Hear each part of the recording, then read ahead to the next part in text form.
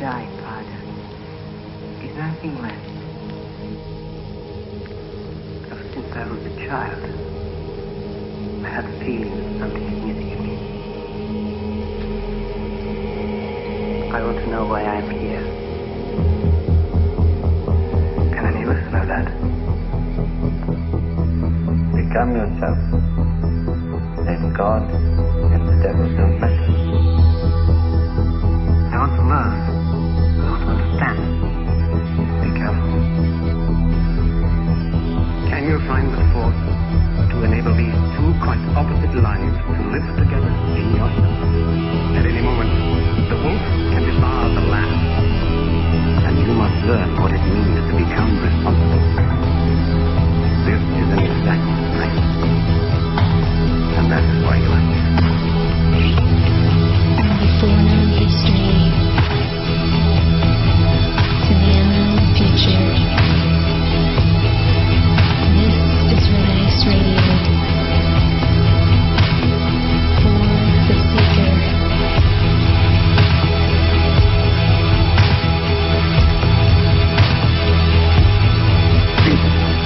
And knowing what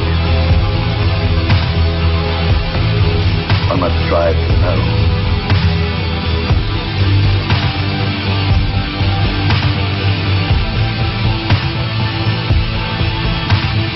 Welcome, ladies and gentlemen. I'm Henrik. Thank you for tuning in wherever you're listening from. We are available worldwide through our website, redicecreations.com, and we have much more for you right there on all the topics that we find interesting and important, so I hope you check it out. Tom Horn is an internationally recognized lecturer, radio host, and best-selling author of several books, including Petrus Romanus, The Final Pope is Here, and the upcoming Exo Vaticana. He is a well-known columnist who has been interviewed by U.S. congressmen and senators on his findings, as well as featured repeatedly in major media. Tom received the highest degree, honorary doctorate, bestowed in 2007 from legendary Professor Dr. I.D.E. Thomas for his research into ancient history. And today we're going to discuss the recent news of the abdication of Pope Benedict XVI and the prophecy of the final pope, Peter the Roman, whose reign would end in the destruction of Rome. The list of the popes from St. Malachi heralds the beginning of great apostasy, followed by great tribulation, setting the stage for the imminent unfolding of apocalyptic events. According to this prophecy, the next pope will be a false prophet who leads the world's religious communities into embracing a political leader known as Antichrist. We will also discuss the reformation of the Catholic Church and how whoever seats the throne of the papacy might take a more active part in both politics and the disclosure of extraterrestrial life, something Tom writes more about in the upcoming book, Exo Vaticana. All right, welcome back so soon, we should say, due to these very interesting developments, of course. Thank you for taking the time talking with us today, Tom.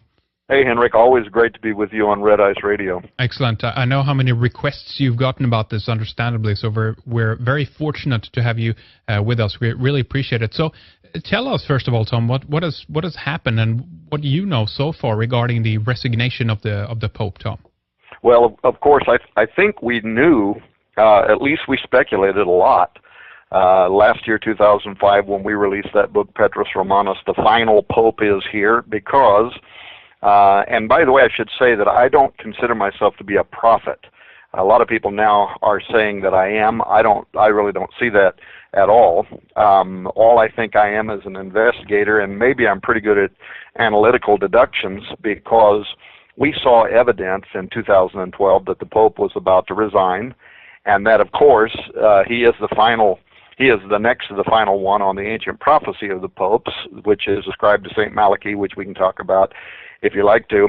And I came on your show last year, and we talked about that and how it was our feeling that the Pope was going to resign in 2012. And in fact, I might have said this on your show, we certainly said it in the book, that we speculated he was going to resign in March or April of 2012. Yeah. Now, we were led to believe that that didn't happen, and here just on Monday, this last week, so we're only talking, 5 days ago or something, 6 days ago, 7 days ago, whatever it is.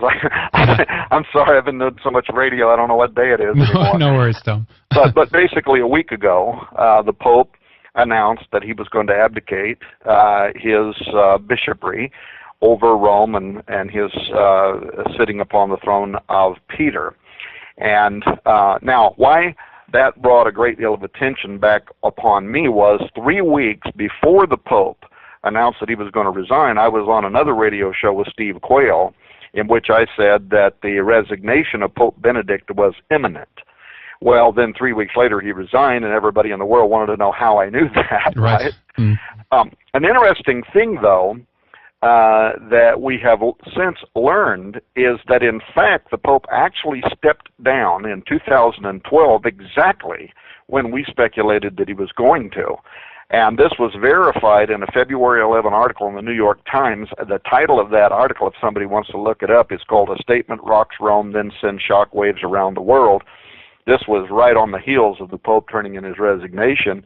And if you read that article, you see where the editor of the Vatican-owned newspaper, the El Osservatore Romano, a man by the name of Giovanni Maria Vian, he confirmed that the Pope had actually handed in his resignation at the exact time that we predicted he would, March 2012. And the New York Times quotes the Vatican spokesman saying, quote, "The Pope's decision was taken months ago after his trip to Mexico and Cuba in March 2012, yes. and it has been kept with a reserve that no one could violate." Well, boy, they really kept a lid on that, because even most of the cardinals were unaware that he had officially turned in his resignation.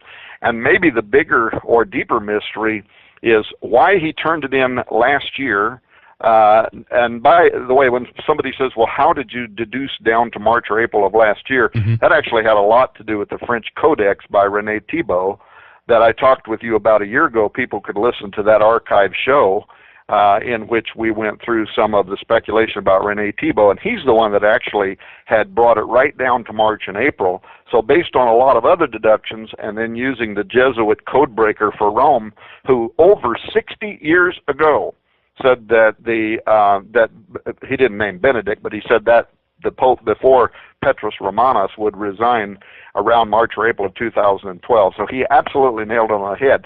Now this raises just a huge amount of questions about the prophecy of the popes, whether the prophecy of the popes was supernaturally inspired, either, divinely or demonically. I'll let other people determine what they think about that, right? Yeah. But it was supernaturally inspired, or maybe the deeper question is, there are those inside the Vatican who hold this prophecy to some esteem, and the College of Cardinals have been using it like a roadmap to vote for, to elect popes who somehow can be seen as fulfilling that prophecy. And maybe there was some was there some pressure? Was there some Opus Dei manipulating going on behind the scenes in Rome that put pressure on Benedict to step down at that exact moment, because that's the way the prophecy had speculated it? It just raises a huge number, probably more questions than answers. Yeah, you're absolutely right. It's very interesting, very strange as well. Now I have to ask you, Tom, does all of this then have something to do with the trip to Mexico in March 2012? There came out some articles that he fell, he hit his head in some way, and this is like what has led to all of this. Do you agree with that? Have you read that? Well, he was injured. Now, did he fall? Was he attacked? Just who in the world knows? But he was injured, according to the official stories. He woke up the next day, had blood on his head. By the way, today's news reporting that he's gone blind in one eye. Really? Yeah. And furthermore, we've known for some time that, and this played into our speculations about why and when he would retire, that his health wasn't doing that well. He was getting weaker and weaker. He's being wheeled around on a cart at some of the places where he went to speak. He himself, don't forget, in an interview had been asked whether it would ever be permissible for a pope to step down, or should they always die in office. And he had actually argued, and he used to be known as God's Rottweiler. He was a strong theologian for the church, great at arguing. And he had actually said that if the Pope, got to a point where he could no longer carry out his duties as the Pope, then it would be permissible under church rules and law for that Pope to be able to step down so somebody else could do the job that could actually carry out the functions of the church. So he himself had argued that. That played into some of our deductions. And then his brother, who is a priest as well last year, had been talking about how his health was failing and that he felt he was putting pressure as a family member, a brother, on Benedict to consider stepping down. So a lot of this doesn't really come as a surprise. The fact that he was weak, that he's aged, you know, he's 85, that he slipped and fell and maybe fractured his skull or something, it's all completely believable, but it still doesn't address how, over 60 years ago, Rene Thibault, how could he have known that you would have a pope who was going to get old and fall down and have to retire? The other thing, by the way, that's brought a lot of attention on us is that we say in our book, Petrus Romanus, that this pope would not die in office, but in fact he would retire. Now that was a bold statement since this hasn't happened for 600 years. I mean, to put this in perspective, you know, the U.S., Europeans had not even come here and discovered this as a country. This was a very long time ago since the last pope actually retired in office, but we predicted that he would. And 3 weeks before the pope stepped down, that's what I repeated, that he wouldn't die in office, that he was going to step down. And I had a very strong feeling about that. Now, of course, it brings us to the, you know, to the final part of that prophecy, and who is it that is going to be elected into the role of Petrus Romanus? And I don't know how long, you know, when this show is going to play on air, but we're within, you know, 2 to 3 weeks right now, probably, of that decision being made, unless for some reason it gets drawn out. Yeah, this is going to go up in just a few days here. So basically, what we've heard so far is that he's officially going to resign on the 28th of February. Isn't that correct? That's correct. Yeah, and so he's given a little bit of headway here and leeway, if you will.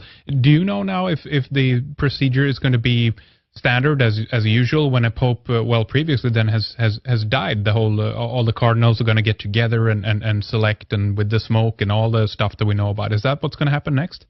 Yeah, that is what's going to happen next. And you know, to understand the rules around this, right now, on the next day after his retirement is official. So if he goes through February 28th, and this is not a leap year, March 1, Peter the Roman Bertone, who is his Carmelingo and the current Secretary of State, will then step into the official capacity of being the Pope in place of the Pope until a Pope can be elected. So if for no other reason than for at least a very short period of time, the prophecy is going to have a very uncanny sense about it, that you have an Italian, he's a Roman, he was born in Romana Canaverse, his name is Peter, so you have this a startling fulfillment of the prophecy, at least for a very short period of time, in Cardinal Peter Bertone. Excuse me, got too many names going through my head. Now, but all of the elector cardinals, and there's not supposed to be more than 120. I don't know how flexible they are on those rules, but let's say 120 electors, the College of Cardinals. They will head now to the Vatican. And there'll be a whole process of sequestering the voting members so that the outside world can't have contact with them. Any cardinal who's turned 80 before the day that the papacy was vacated, either by death or resignation, cannot take part in the election. And that would mean that if Bertone was elected, he's, I think, 78 now, that would just squeak in. I think there's reasons, by the way. I could give you who I think my top potential electees are. I think there's reasons why Bertone at one time would have been a favorite and probably isn't now. I think Peter Turkson of Ghana had a lot going for him. He's made some mistakes in the last week because he's said to the media, he has said publicly that he would be willing to take the position of the Pope if the Lord willed it. Well, that's a giant no-no. The electors really frown on you being out there where it appears maybe that you're candidating like an American president. They don't like that at all. So he may have shot himself in the head with those comments. Anyway, there has to be a 2/3 vote plus 1 majority. That's what's required to elect a pope. 2 ballots each are held in the morning and afternoon. If a new pope's not elected after 12 to 13 days, then they can choose to impose just a majority rule, so a simple majority. And I could explain the whole process, how they write down the votes. People wonder what's up with the white smoke and the black smoke. That's because when they write down their votes, they fold the paper a certain way. They put that paper onto a certain plate that's then spilled over into another plate on the top of an altar. Those are counted by what they call the scrutineers. If, though, nobody gets the 2/3 plus 1 majority at the first part of the vote, they keep doing it. But in any case, if nobody's elected, there's a chemical that they put on those ballots, and they put them in the furnace, and when they're burned, then that smoke comes out, and it's black, and then they know that, so far nobody's been elected. When the smoke finally turns white, then they'll know that somebody has been elected. So there's a whole process around how they do this. It's very archaic, but it's the way they still do it. And they're headed there now. Now the rules normally would say that when a pope passes away, within 2 weeks, the College of Cardinals is supposed to come together to begin this whole process. That's the reason why everybody at first was saying they're going to come to Rome March 15th, because with the Pope resigning on the 28th, 2 weeks, basically those are the rules. But they can choose to come together sooner than that. And with the Pope resigning, they have they have an early notice. And that's why some media right now is saying they might come together even sooner than that and start the process earlier on in March. But right now we expect that from the middle to the end of March, certainly before Easter, they're hopeful that we will have a new pope, and the world will then know who Petrus Romanus, of this 900-plus-year-old medieval prophecy, who that personality is, and then, of course, wait with bated breath to see if the rest of the prophecies around him, the speculation around him, plays out. Now, I want to get into more of the prophecy here, of course, and if you have any new top electees, as you said. I remember we talked about Peter Turkson the last time, and Bertoni and all these as well. But before we go there, a few hours, I think, just after the Pope's resignation was announced, we had lightning striking the Vatican. I mean, come on. I'm not saying that this is not an act of God, but are they playing with harp here? This is like theatrics, Tom. Well, one of the things people are going to learn, I think in the second hour we're talking about our new investigation, which we were already working on, called Exo Vaticana. We've been working on it ever since we stopped Petrus Romanus last year, and now we're feverishly trying to get that investigation finished. We're hoping to have actual book in print by the time the conclave is in session, and we'll see. I think the second book, it's actually bigger, it has more footnotes in it, and in many ways is actually more shocking than the first one. But as it heads to the typesetter, we don't know whether the last pope's going to turn out to be a person on our short list, but whoever he is, there's some intrigue surrounding how he might accommodate the newly celebrated astrotheology of Rome's top astronomers and theologians that we investigate in the second book. But part of this has to do with signs from the heavens. We devote entire sections in this book to pointing out how the Bible describes the false prophet. Some people believe that Petrus Romanus, some people believe that the very next prophet, or pope, is going to be the false prophet of biblical fame. And I'm not just talking about evangelicals. There are Catholics who believe this, and there are Catholic academics who have written about it for a long time. So we go into all that. But here's the point. The false prophet and the Antichrist in the Bible have allegiances and endowments that are not of this earth, including the fact that both of them can call fire down from out of the heavens, which of course is suspected to be the host location of those aliens. What the first thing that went through my mind when lightning struck February 11th, now we're just talking, what is, again, 1 week ago. This is very recent. Yeah. Struck St. Peter's Basilica twice, immediately following the resignation of Pope Benedict. This whole thing, the very first verse that went through my mind had to do with how they have power to call fire down from out of the heaven. Now, it was also 2 lightning bolts, which numerically corresponds very well with the false prophet and the Antichrist. How so? Well, 2, they both have the power to call fire down from out of heaven. And so you have two lightning bolts, one after the other. And there's, by the way, there is an ancient occultic, but also a biblical perspective around this. For instance, the scripture says, and the Lord speaks once, yea, twice. And in occultism and in biblical scholarship, there is a precedent that says, you know, if the Lord wants to confirm something, he'll repeat it. And so lightning striking twice, and not just lightning striking somewhere in Rome, you know, hitting St. Peter's Absolutely amazing. Absolutely amazing. You know, and then right there, you know, in the near distance is the Roman obelisk that speaks to the coming of this final figure that we believe to be the Antichrist. There's just a great deal around this. And again, this isn't just Tom Horn. They're Catholics right now. One of the most highly visited Catholic websites is run by Michael Brown. I don't know if you've ever interviewed him. He runs Spirit Daily. Yeah, no, not yet. Yeah. Yeah.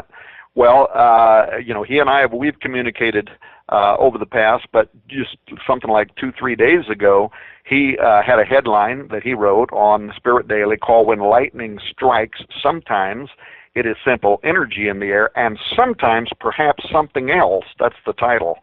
And he goes on to point to Catholics and to remind them how many apparitions of their faith, and also omens, both auspices and inauspices, have been warnings to the faithful that have been accompanied by lightning. And he talks about the apparitions at Lourdes, which, by the way, were also commemorated last Monday, the day the Pope made his announcement. But he points to that and reminds Catholics how apparitions were combined with thunder and lightning at Lourdes. Then he points how it was a flash of lightning that introduced the first appearance of the apparitions at Fatima in 1917. And that's also something you and I talked about last year on your show, how that the true revelation of Fatima might have been being covered up, but might actually now come to pass with the election of the final Pope. Spirit Daily also points to Medjugorje. The night before Mary's first reported apparition, lightning struck with such force that it actually damaged the village post office and some other buildings, and villagers went running out into the streets to sprinkle holy water on the ground. It scared them so much.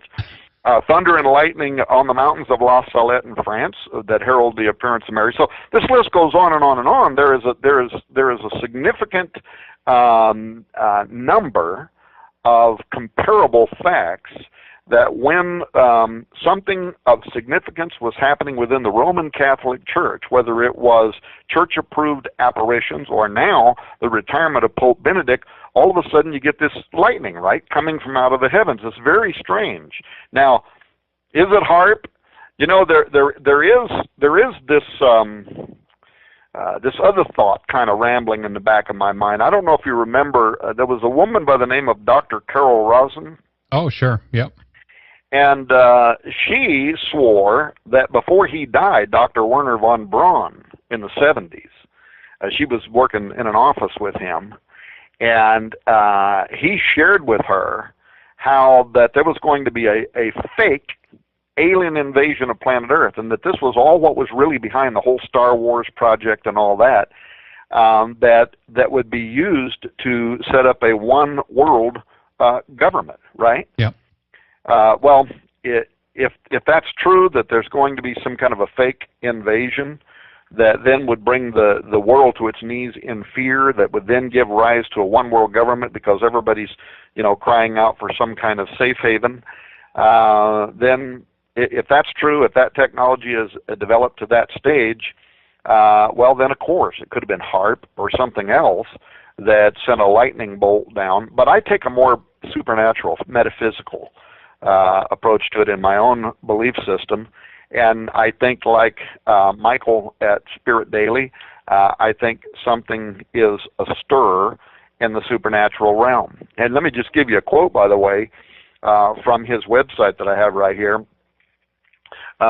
He's talking on and on and on about all this. He says, a pope's resigning for the first time in 6 centuries, a pope who took the name Benedict, as in the saint who battled evil. in a letter on the same day, February 11, 2013, naming a special envoy to a solemn celebration of the World Day of the Sick, Benedict included the term Mary, mediatrix of all graces. Now listen to what he says about this.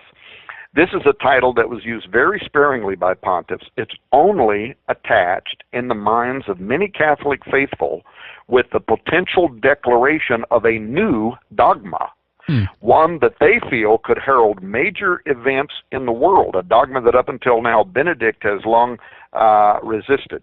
It comes when astronomers expect to see a highly visible comet, which may even appear during the conclave, announcing a new pope. Some believe the next pope will be the last in this particular era. Time will tell, end quote. So here you have a very popular Catholic website, and his writer is saying that this could be the last pope, the fulfillment of Petrus Romanus, and that this comet is a sign, and further, that a papal decree heralding a major change in dogma is coming. Well, I can tell you, though I can't yet let the cat out of the bag, our book, Exo Vaticana, is about that very subject, a coming papal decree that is going to, well, let me just put it this way. It's not only going to say that belief in extraterrestrials is okay for Catholics. What it's really going to say is that denying the reality of extraterrestrials is akin to heresy, because it limits God's creative ability. And what the Jesuits and members of Opus Dei have written in the form of official church theology, brand new doctrinal papers that have been written, which we're publishing, I think is absolutely, Henrik, it's going to shock the world, because they evidently know something that the rest of us don't know that seems to be pointing to a very imminent official disclosure moment that somehow, some way is going to need for the Vatican, the largest Christian organization in the world, to tell everybody that it's okay and these are our space brothers. And not only are they our space brothers, they're closer to God than we are, and they've come to show us the way. Very interesting. I can't help to wonder as well how much of a political move all of this is. I mean, if we for a moment put the supernatural aspects to the side, which when we zoom out and look at the whole picture, we have to take everything into account, of course. But sure. This is at a time now when there's been tremendous scandals around the Vatican and all this stuff with the pedophilia and the protection of these priests and everything. And I couldn't help to feel at the beginning, at least, that someone might be forcing, Benedict off the stage, if you will, because they want to bring someone else onto the scene that can, do a better cleanup job, if you will, Tom, in all of this. Yeah, I think there's something to that. Again, that was all part of what we wrote in Petrus Romanus. In fact, we've had people this week and last week since the Pope resigned telling us that really the most tantalizing aspects of our investigation didn't have anything to do with the supernatural side of it. It was the side where we were dealing with the VatiLeaks and trying to interpret in a very just geopolitical atmosphere what that scandal, what was really going on behind the scenes. And we were trying to get some Vatican insiders, priests, trying to get them to talk to us, and we were having a very hard time, and mostly, I think, Henrik, because most of them didn't really know. You had to get way up the ladder. It was really among a small tribe of the real power brokers inside the Vatican, but the more we investigated it, at one time I did also hire a private investigator, and the more we investigated it, if you go back and look at articles that we published a year ago now, we were publishing these in March, April, and May on Raiders News Update, and you'll see how we were already talking about somebody leaking papal documents. That turned out to be Paola Gabriel, right? Yeah. He got arrested by the magistrates as the source behind the leaked documents. The minute that happened, we said he's just a figurehead. He's somebody who was being used, but he was being used by people much more powerful than he is. Then a Vatican computer expert was arrested, Claudio Sciarpaletti, and he was convicted of aiding and abetting, and we said he's just another pawn. And then one cardinal was suspected of operating behind the scenes. And anyway, what we've been saying from the beginning is that this was a much deeper internal power struggle. Well, now, church historian Alberto Maloni, he's writing how that all of it was just a power struggle among cardinals in the Curia. the Vatican Central Administration, a stratagem of tension, an orgy of vendettas. That's the kind of language they're using. Preemptive vendettas. And then there was an article talking about how Bertoni was plotting, what was the language they used? Something like extraordinary counter moves. So it was move, counter move. But really it comes down to 2 or 3 very powerful people in the Vatican who were jockeying to take the place of Benedict. Whether they would look at that as, I want to play the role of Petrus Romanus, whether that part of it is true or not, didn't make any difference. They knew that Benedict's time, that his days were numbered, right? And they were jockeying for position, which included mudslinging against their main competitors. So you had people probably on the one side, Sedano, people like that, who were also part of the Fatima cover-up, who were using their political influence to try to, play off of some of these leaked documents to make Bertoni look bad. Bertoni, on the other hand, he's an Italian, probably has a lot of friends inside the Vatican that were trying to protect his position as possibly, the candidate that would take Benedict's place. But right now, some Vatican insiders are becoming more blunt. There have been news reports just in the last couple of days talking about, since Benedict has stepped down, and now some of these people are becoming a little braver about this mutiny of the Monsignors that's been playing out behind the scenes, jockeying for the role of the final pope. And the bottom line is, the unpleasant reality is that a conflict has been going on for probably 24 months, at least for 18 months, over who will become Petrus Romanus. And it's been boiling beneath the surface, almost completely unknown to the public at large, but foresaw, I think, by some of the Catholic prophets, and not just Malachi or Morger, more recent Catholic prophets like Father Herman Bernard Kramer, who wrote about all this in the Book of Destiny and talked about the final pope who would come and how it would be a time that would be accompanied by a lot of great negativity around Rome. And by the way, even some of the some of the most oldest Catholic prophets, Father Cardinal Manning, different ones, foresaw that Rome would eventually become so apostate that it would literally be destroyed. So are we seeing that? Is that what we're seeing? That beneath the surface we're seeing the beginning of the end? Or is it all just politics around the pedophilia scandal? The Pope now, here's another thing we learned was that when he resigned last year in March, April, secretly to just a handful of individuals, they started right at that moment taking, I think, what was an old nun convent or something, but a building, it was used by the nuns, but it's on the grounds of the Vatican, and they started remodeling that into an apartment, a building where Pope Benedict is going to retire. They started doing that March, April of last year.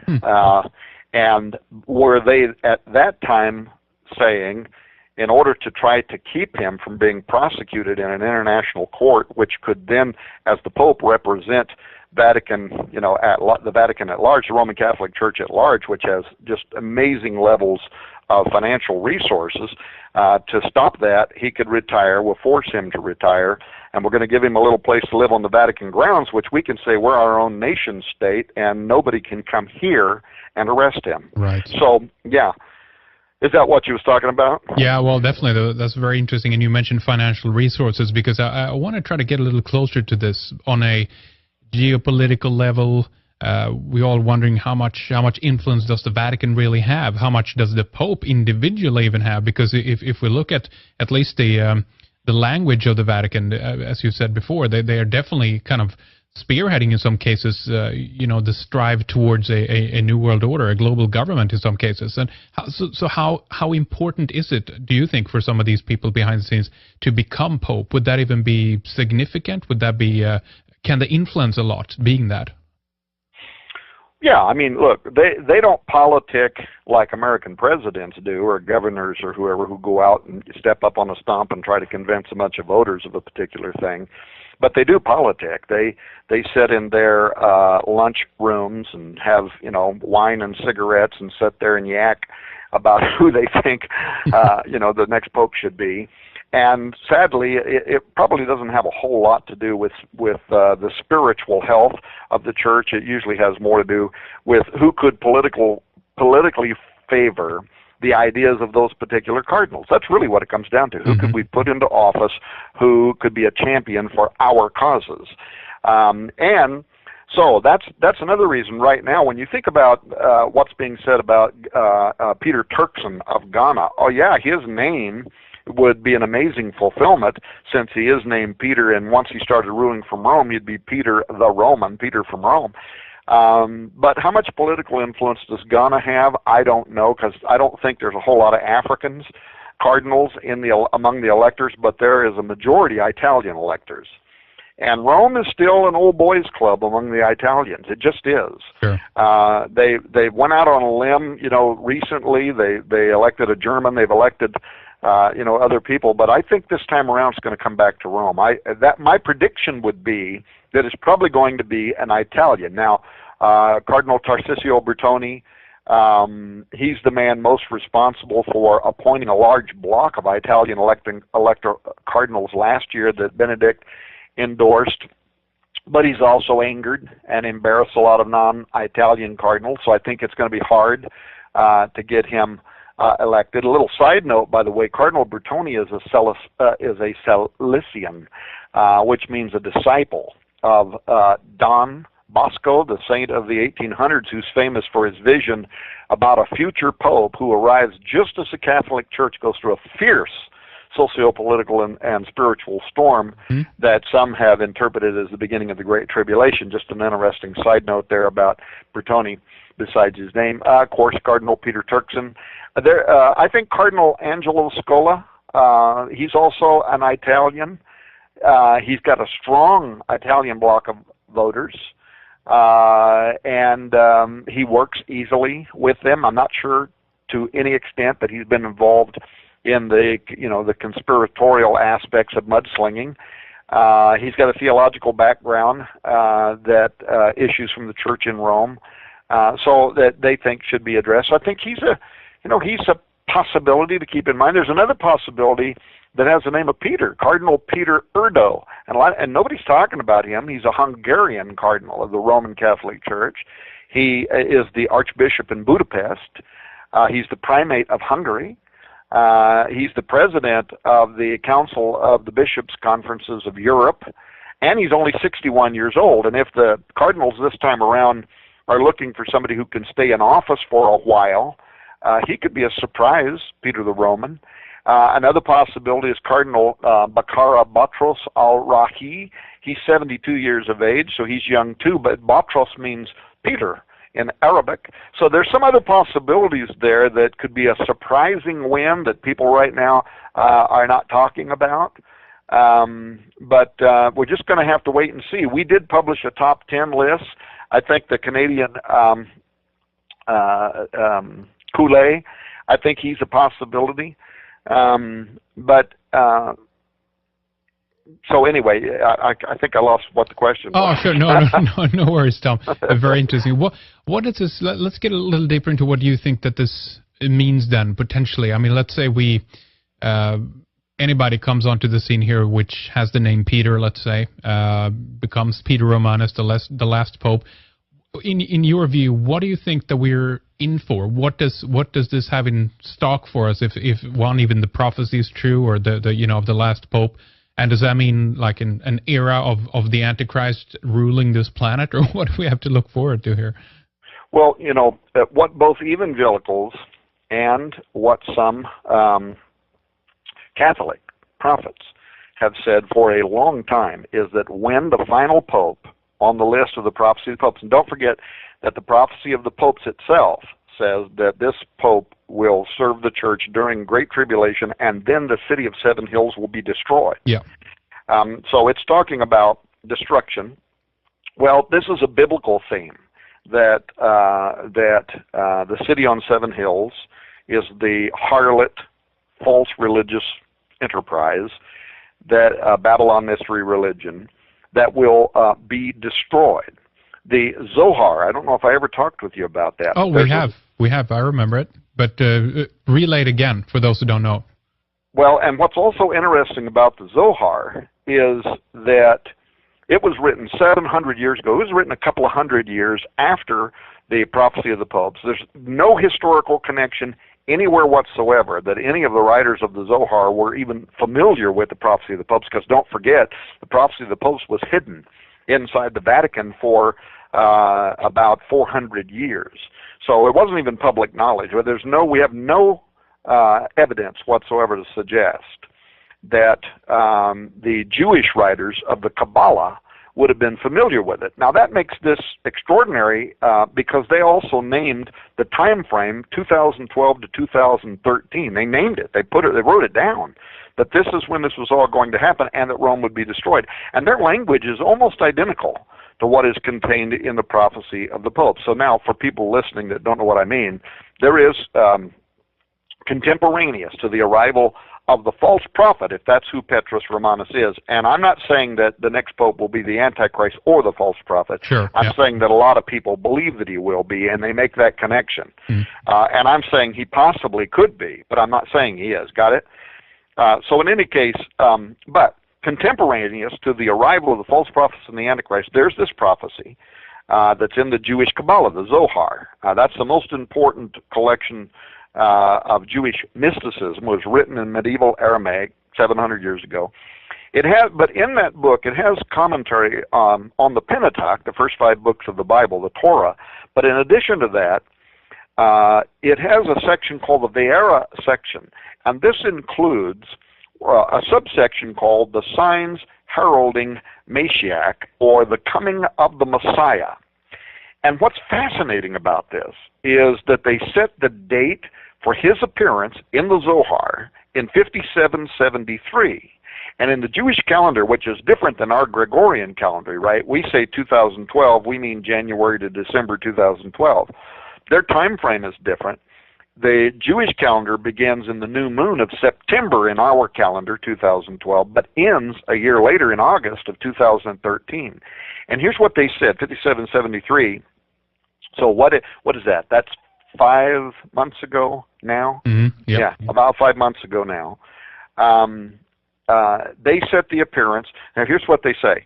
And let me preface this by also saying that to Christians, they would actually be talking about the coming of the Antichrist, because the Orthodox Jews rejected Jesus as the Messiah.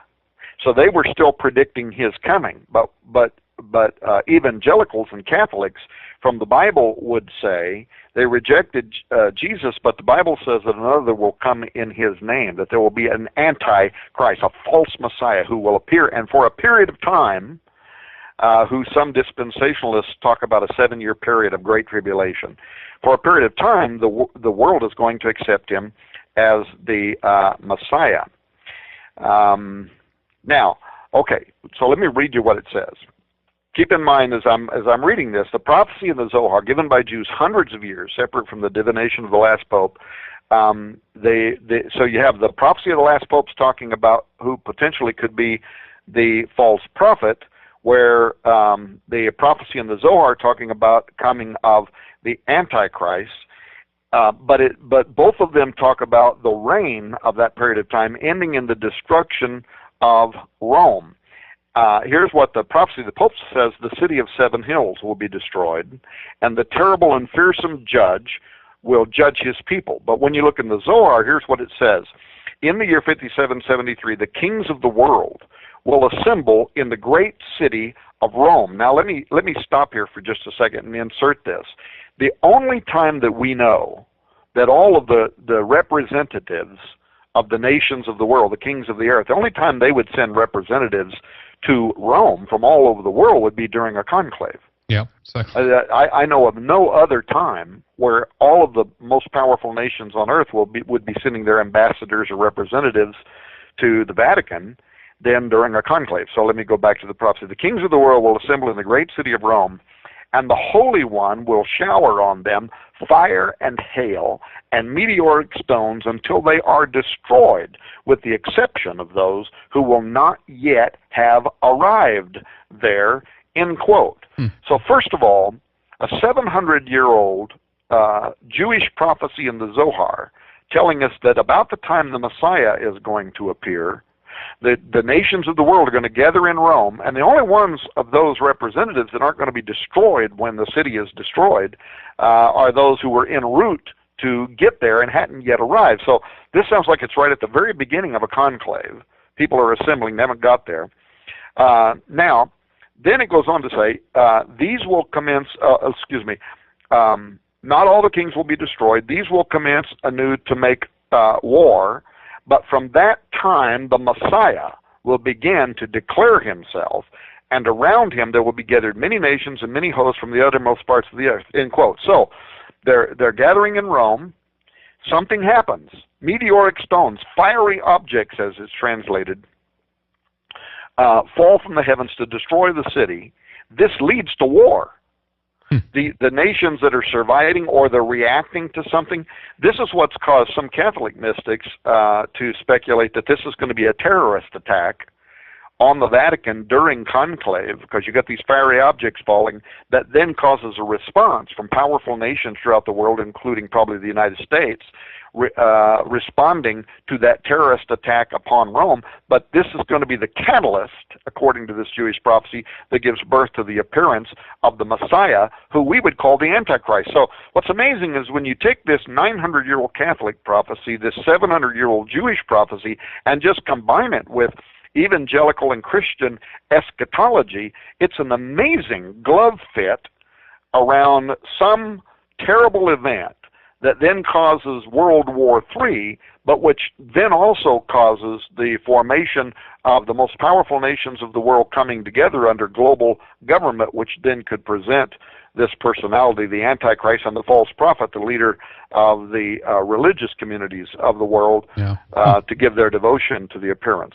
Look at that. It's like, again, we said it before, and you have too, Tom. It's either it's a playbook or it's real, true, accurate prophecy. You know, it's very interesting. And again, just think about this. Tie in the comet here now that hit Russia 3 days ago. There's an asteroid DA14. You have IZON coming up in a few days. What if this is really is the precursor to something larger, comet-wise, asteroid-wise, actually coming in, the initial debris or something like that? It would be total mayhem, Tom, on this planet. Yeah. Back to part of the supernatural part of this, when we were investigating the prophecy of the popes, we learned that there was also a long line of other Roman Catholics who down through time saw Rome being destroyed after becoming an engine of the Antichrist. But one thing that we turned up just recently that kind of ties a lot of this together, trying to track down, where some of the modern writers in some of the material we're working on for the new book, Exo Vaticana, where they came up with this idea that Rome would be destroyed and it's going to be the great harlot, and that somehow this is also connected to either a pretensive or actual announcement by the powers of the world that we are in contact with extraterrestrial intelligence. And what in the world does that have to do with the coming of Petrus Romanus and the Vatican and all that? Well, we're trying to put all this together. And there was a team of like 6 of us. Me and Chris Putnam are writing the book, but I have a team of like 6 of us trying to track these people down. We actually got interviews, by the way, with leading astronomers, including Guy Consolmagno. We got 5 interviews with him from Rome. So we got this right from the horse's mouth. And when we were trying to track down where some of this theology was coming from, we came across an associate of Popes John Paul II and also Benedict, Pope Benedict XVI. This was a friend of his.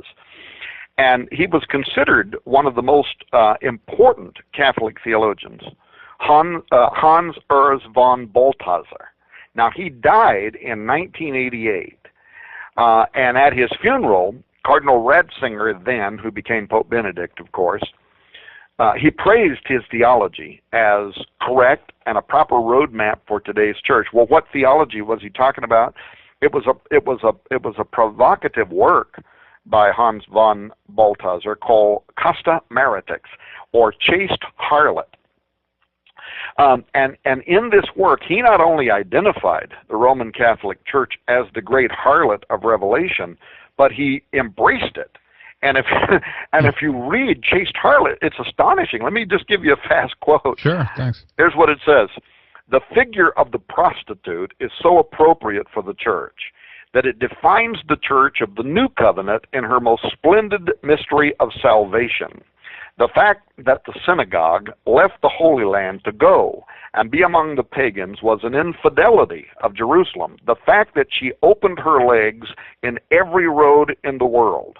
But this same movement, which brings her to all the people, is the mission of the church. She must unite and merge herself with every people, and this new apostolic form of union cannot be avoided, end quote. So he literally speaks in very brazen terms about how it is the responsibility of the church to spread its legs to every nation of the world.